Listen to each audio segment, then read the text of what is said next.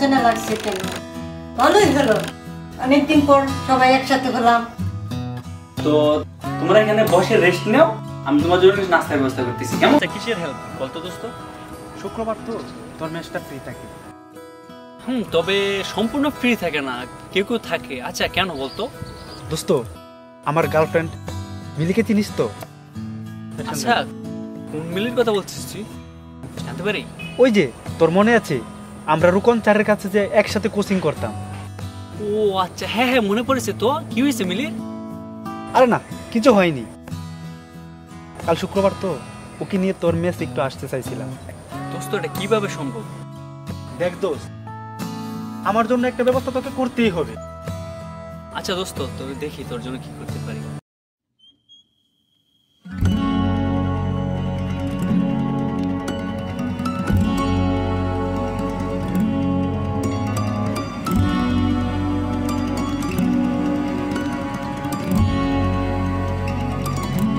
High Janeman. ও সোনা, এত late কেন? বুঝোই তো, রাস্তায় যে জ্যাম, আসতে একটু লেট হয়ে গেছে। ওহ, তোমার জন্য দাঁড়িয়ে থাকতে থাকতে আমার পা দুটো অনেক ব্যথা হয়ে গেছে। আচ্ছা শোনা, সরি, আর এমনটি হবে না। চলো তাহলে এবার যাই। আমরা যাচ্ছি কোথায়? চলো, গেলেই বুঝতে পারবা।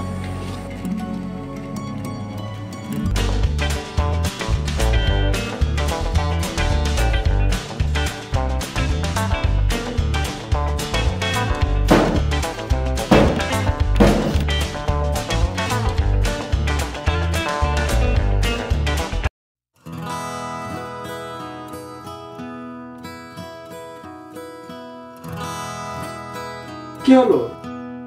তুমি কি কোনো কিছু ভাবছো? না, কিছু ভাবছি না। তবে পরিচিত পরিচিত লাগছে।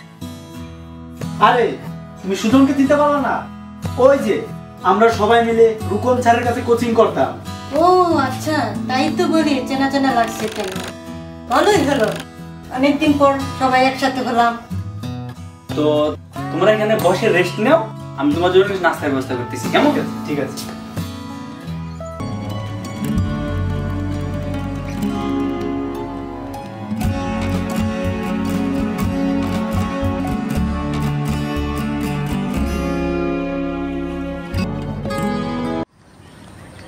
মালটা খুব ঠাসা মাল, খুব জটিল মাল।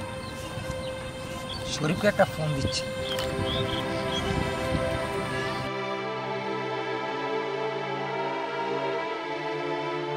শরীফ তুই কই রে? আয় তো আমাদের একটু বালুর মাঠে। কি রে দোস্ত, কি হয়েছে? কি এমন জরুরি তোর অবস্থা একটু দেখ। বল কি হয়েছে বল। দেখ তো ভিডিওটা একটু। দেখি দেখি।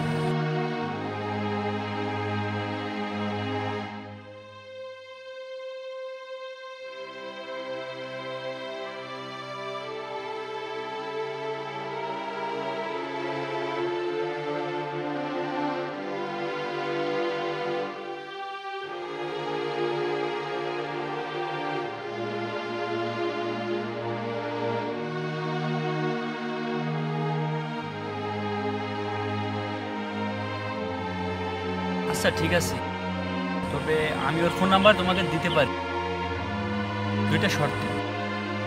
কাজ শেষে ওর ভিডিও ফুটেজ ডিলিট করে দিতে হবে, আর আমি যে তোমাকে নাম্বার দিয়েছি সেটা বলা যাবে না, ঠিক আছে?